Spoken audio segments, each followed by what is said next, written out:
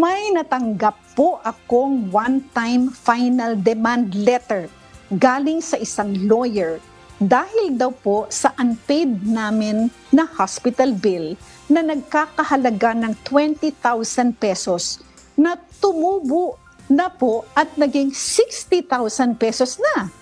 Sabi po sa letter, pwede raw po kaming magbayad via online na nakadirect sa lawyer na nagbigay po nung demand letter. Is it permissible po ba? Medyo duda lang po kasi ako dahil bakit kailangan na sa attorney magbayad instead na direct sa hospital? Ayan, yan po ang tanong. Attorney Jane? Tama po ang pagiging maingat ni Ma'am Flor. So tama po ang pagiging maingat mo, Flor. Generally, hindi po dapat diretso sa abogado o sa naniningil yung bayad. Generally speaking, dapat diretso yan doon sa pinagkakautangan mo or diretso sa hospital. Pero kung mayroong special power of attorney or mayroong written authority yung lawyer na naniningil, pwede naman talaga niyang tanggapin on behalf of the hospital. Kaya bago magpadala ng pera, siguraduhin nyo na first is i-confirm muna doon sa hospital kung yung lawyer na tumawag is authorized ng hospital to collect and kung siya nga ba yung lawyer na yon. Kasi maaaring may mga scam no, na ginagamit ang pangalan ng lawyer o law firm tapos magpapadala ng demand letter. So dapat po una sa lahat ay i-confirm natin sa hospital kung yun po ba ay authorized to accept payment on behalf of the hospital. Pangalawa, dapat po may official acknowledgement receipt na nagbayad na kayo. At syempre, pangatlo, dapat ay nakita nyo po yung authorization na yun. Nabasa nyo po yung SPA and yung written authority.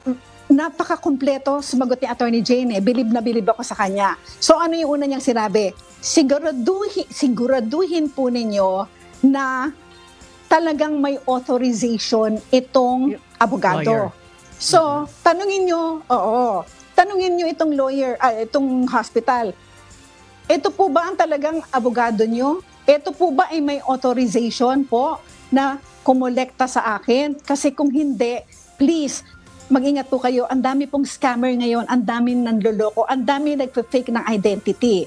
So yan ang unang-una. Ngayon, pag sinabi ng hospital na oo, abogado namin yan, at kayo ay magbabayad na doon sa abogado, siguraduhin po ninyo na merong acknowledgement receipt para mapakita po ninyo na meron talagang evidence na may resibo, tinanggap talaga ng abogado. Pangatlo, kailangan may copy po kayo na acknowledgement receipt. Yun po yung sinasabi ni attorney. Ako, may dagdag pa ako Miss Annie, napaka-sigurista ako. Kukunan ko pa ng picture. Kapag binigay ko, kapag binigay ko yung pera na bayad doon sa abogado, picture, di ba? Yung isa tinatanggap, ikaw naman binibigay mo. I mean, alam mo naman ngayon, kailangan ng proof beyond reasonable doubt.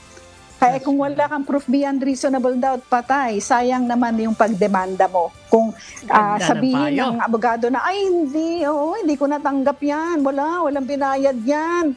Okay. Sige. Ganda ng payo mo, Attorney Attorney, bumalik na. Attorney Jane. Thank you. Attorney Jane, go ahead po. Hello po, nawala po ako. Nagbalik na po ako through audio. Ayun po, Miss Annie and Attorney Dot.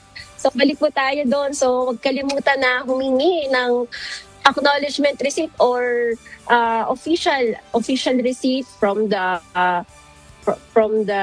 hospital or from the lawyer na nananingil. Basta una sa lahat, i-check muna kung totoo ba yung naniningil. At kasi po, hindi lahat ng paniningil or demand ay dapat bayaran.